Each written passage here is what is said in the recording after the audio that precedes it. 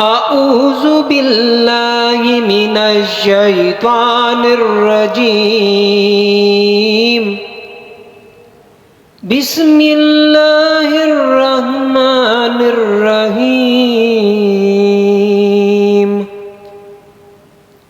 والذین قتلوا فی سبیل اللہ فلن یضل اعمالہم سَيَهْدِيهِمْ وَيُصْلِحُ بَالَهُمْ وَيُدْخِلُهُمُ الْجَنَّةَ عَرَّفَهَا لَهُمْ۔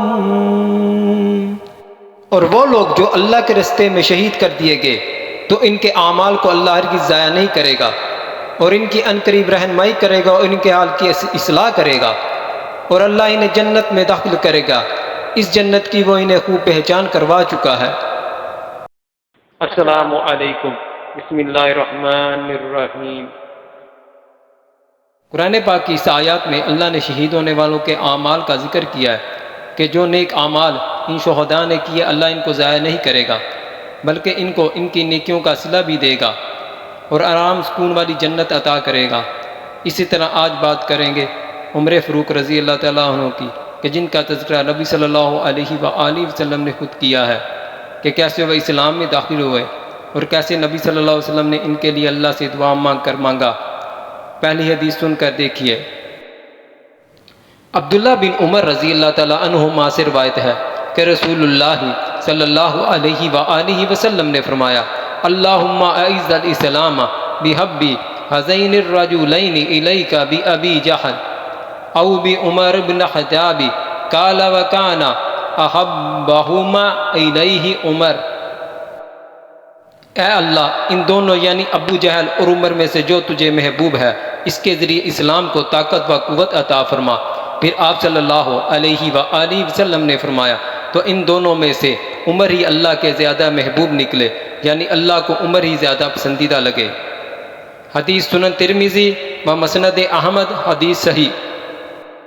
اس حدیث کو سننے کے بعد یہ پتہ چلتا ہے کہ عمر رضی اللہ تعالیٰ عنہ کو اللہ تعالیٰ نے دین اسلام کے لیے چن لیا، اور نبی صلی اللہ علیہ وآلہ وسلم نے اللہ سے دعا کر کے مانگ لیا۔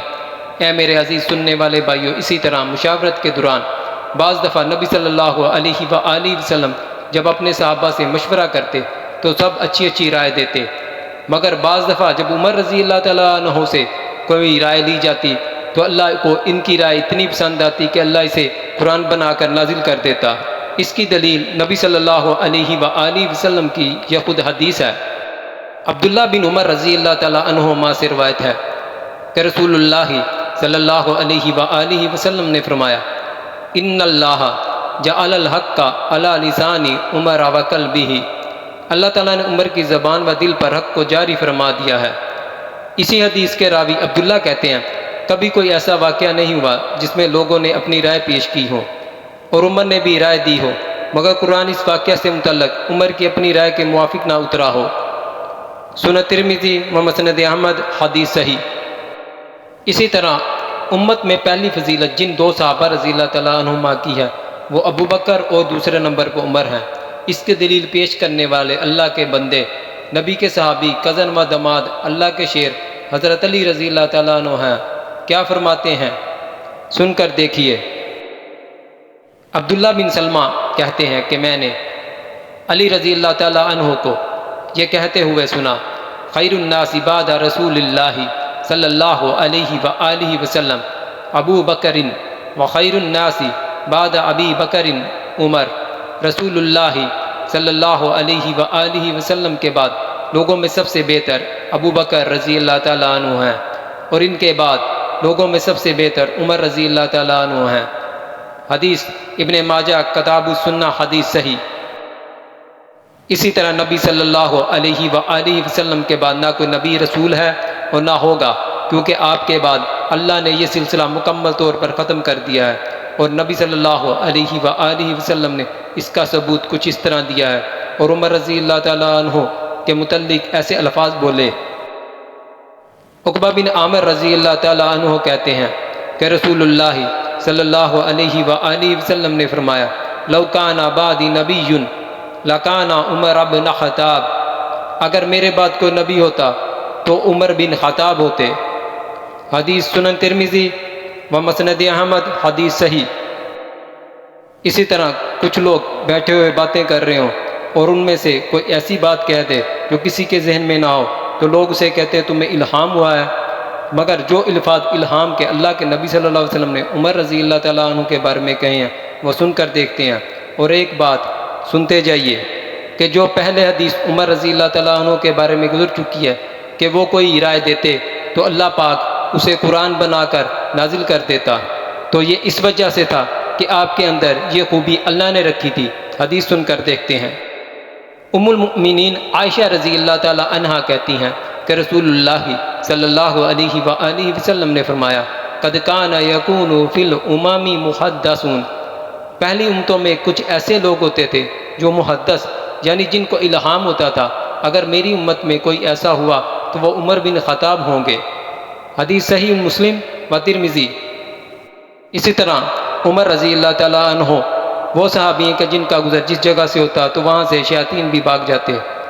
آج بھی کچھ لوگ اس گلی بازار یا مساجد یا مدارس کے پاس سے نہیں گزرتے جہاں عمر رضی اللہ تعالیٰ عنہ کا نام لکھا ہو یا نام لیا جا رہا ہو۔ شیاطین کے بھاگ جانے کے بارے میں نبی صلی اللہ علیہ وسلم کی حدیث یہ دلیل ہے۔ رسول اللہ صلی اللہ علیہ وآلہ وسلم نے فرمایا انی لا انظر الی شیاطین الانس والجن قد فروا من عمر، میں جنوں اور انسانوں کے شیطانوں کو دیکھ رہا ہوں کہ وہ عمر کو دیکھ کر بھاگ رہے ہیں۔ سنن ترمذی و مسند احمد، حدیث صحیح۔ کے متعلق دوسری حدیث سن کر دیکھیے۔ رسول اللہ صلی اللہ علیہ وآلہ وسلم نے فرمایا ان الشیطان لا یخاف منک یا عمر، بے شک عمر تم سے شیطان بھی ڈرتا ہے۔ حدیث سنن ترمذی و مسند احمد، حدیث صحیح۔ اسی طرح بعض لوگ نیک اعمال کرتے ہیں اور خوب کرتے ہیں مگر نہ وہ دنیا میں جانتے ہوتے ہیں اور نہ کسی کو پتہ ہوتا ہے کہ وہ یہ جنتی ہو چکا ہے، مگر جن کو نبی صلی اللہ علیہ وآلہ وسلم نے دنیا میں جنتی ہونے کا ٹکر بھی دیا اور پہاڑ پر کھڑے ہو کر صدیق اور شہید بھی کہا اور واقعتاً شہید بھی ہوئے اور صدیق بھی بنے، اس کی دلیل یہ حدیث ہے۔ ابو ہریرہ رضی اللہ تعالیٰ عنہ کہتے ہیں کہ رسول اللہ صلی اللہ علیہ وآلہ وسلم اور ابو بکر، عمر، عثمان، علی، طلحہ اور زبیر ہیرا پہاڑی پر تھے تو وہ چٹان جن پر یہ شخصیت موجود تھی وہ ہلنے لگی تو نبی صلی اللہ علیہ وآلہ وسلم نے فرمایا اہدا انما علیک نبی او صدیق او شہید، ٹھہری رہا چٹان تجھ پر نبی، صدیق اور شہید موجود ہیں۔ حدیث صحیح مسلم و ترمذی۔ یہ تھی عمر رضی اللہ تعالیٰ عنہ کے متعلق چند صحیح احادیث جو آپ کے اسلام لانے اور نبی صلی اللہ علیہ وآلہ وسلم کی زبان مبارک سے شہید کا لمحانے کے الفاظ۔ اب بات کر لیتے ہیں کہ آپ نے کتنے سال خلافت کا کام کیا اور کب اور کہاں شہید ہوئے، کیونکہ نبی صلی اللہ علیہ وآلہ وسلم کی زبان مبارک سے جس کے لیے جو الفاظ نکلتے ہیں وہ پورے ضرور ہوتے ہیں، یہی ایمان ہے۔ اسی طرح عمر رضی اللہ تعالیٰ عنہ کے بارے شہید ہونے کے الفاظ نکلے اور وہ اسی طرح پورے بھی ہو گئے، اور اس کے بعد عمر رضی اللہ تعالیٰ عنہ خود بھی دعا کرتے تھے کہ اے اللہ عمر کو جب بھی موت دینا تو شہادت کی موت دینا، اور دینا بھی نبی صلی اللہ علیہ وآلہ وسلم کے شہر مدینہ میں، اور وہ دعا پوری بھی ہو گئی۔ 27 ذی الحجہ سن 23 ہجری بدھ کا دن تھا۔ ہوا کچھ یوں کہ معمول کے مطابق عمر رضی اللہ تعالیٰ عنہ فجر کی امامت کروا رہے تھے۔ ایک مجوسی جس کا نام ابو لولو فروز تھا، جو آپ رضی اللہ تعالیٰ عنہ کو خنجر مارنے کے لیے چھپ کر تاک لگا کر بیٹھا تھا، اس نے خنجر پر زہر لگایا ہوا تھا۔ اس نے جب دیکھا کہ مسلمان نماز شروع کر چکے ہیں اور عمر رضی اللہ تعالیٰ عنہ بھی نماز میں قراءت شروع کر چکے ہیں تو اس نے موقع کا فائدہ اٹھایا اور عمر رضی اللہ تعالیٰ عنہ پر اس ریلے خنجر کے وار کرنے شروع کر دیے۔ اس نے 3 بار عمر رضی اللہ تعالیٰ عنہ کے پیٹ کے نچلے حصے میں کیے، جس کی وجہ سے آپ سنبھل نہ پائے اور گر پڑے۔ جلدی سے آپ کی امامت کی جگہ عبد الرحمن بن عوف رضی اللہ تعالیٰ عنہ نے لے لی اور نماز کی امامت جاری رکھی۔ خنجر مارنے والے نے جب بھاگنا چاہا تو کچھ مسلمانوں نے پکڑنے کی کوشش کی، مگر اس نے ان پر بھی زہریلے خنجر کے وار کرنے شروع کر دیے، جس سے کچھ مسلمان شہید ہو گئے اور کچھ شدید زخمی ہو گئے۔ آخر پر جب یہ خنجر مارنے والا مجوسی پکڑا گیا تو اس نے اپنے آپ کو اس خنجر سے مار کر قتل کر کے خودکشی کر لی۔ عمر رضی اللہ تعالیٰ عنہ کو بے ہوشی کی حالت میں جب گھر لایا گیا تو جب آپ کو تھوڑا سا ہوش آیا تو پوچھا کون تھا خنجر مارنے والا، تو بتایا گیا وہ مجوسی تھا۔ آپ رضی اللہ تعالیٰ عنہ نے اللہ کا شکر ادا کیا کہ حملہ کرنے والا مسلمان نہیں تھا۔ طبیبوں کو بلوا کر آپ کا علاج معالجہ کروایا گیا مگر آپ کی حالت ٹھیک نہ ہو سکی، اور 3 دن اسی حالت میں گزرنے کے بعد تقریباً 1 محرم الحرام 24 ہجری کو جامع شہادت نوش فرما گئے۔ نماز جنازہ صہیب رضی اللہ تعالیٰ عنہ نے پڑھائی۔ آپ کو قبر میں اتارنے والے علی، عثمان، عبد الرحمن، سعد بن وقاص، طلحہ، عبد الرحمن بن عوف رضی اللہ تعالیٰ عنہما تھے۔ عمر رضی اللہ تعالیٰ عنہ کی قبر نبی صلی اللہ علیہ وآلہ وسلم اور ابو بکر رضی اللہ عنہ کے ساتھ ہی بنائی گئی۔ نبی صلی اللہ علیہ وآلہ وسلم اور ابو بکر عمر کی قبریں اکٹھی ہونے کے بارے میں حضرت علی رضی اللہ تعالیٰ عنہ کیا کہتے ہیں سن کر دیکھیے۔ ابن عباس رضی اللہ تعالیٰ عنہ کہتے ہیں کہ عمر رضی اللہ تعالیٰ عنہ کی وفات کے بعد ہم ان کے لیے مغفرت کی دعا کر رہے تھے کہ میں نے دیکھا ایک شخصیت لوگوں کو پیچھے کرتی ہوئے میرے پاس آئی اور میرے کندھے پر اپنا بازو رکھ لیا، تو میں نے غور سے دیکھا تو وہ حضرت علی رضی اللہ تعالیٰ عنہ تھے۔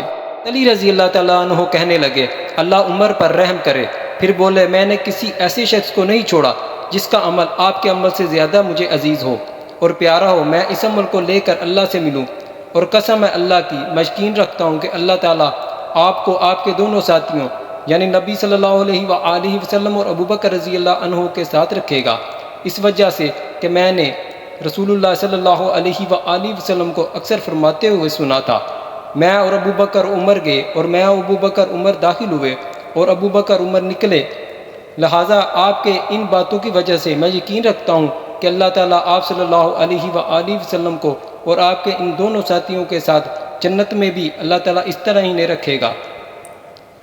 حدیث صحیح البخاری و مسلم۔ اب عمر رضی اللہ تعالیٰ عنہ کی خلافت کی بات کر لیتے ہیں۔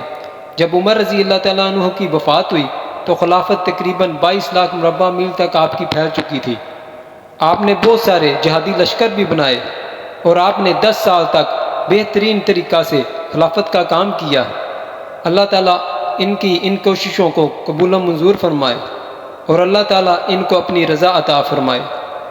میرے عزیز دوستوں اور بھائیوں کو چاہیے کہ وہ نیکی کے کاموں کو دوسروں تک بھی پہنچایا کریں، یعنی شیئر بھی کیا کریں، اور قرآن و حدیث کو شیئر کر کے نیکیوں میں حصہ دار بنا کریں۔ جزاک اللہ خیرہ۔ سبحان ربک رب العزت عما یصفون وسلام علی المرسلین والحمد للہ رب العالمین۔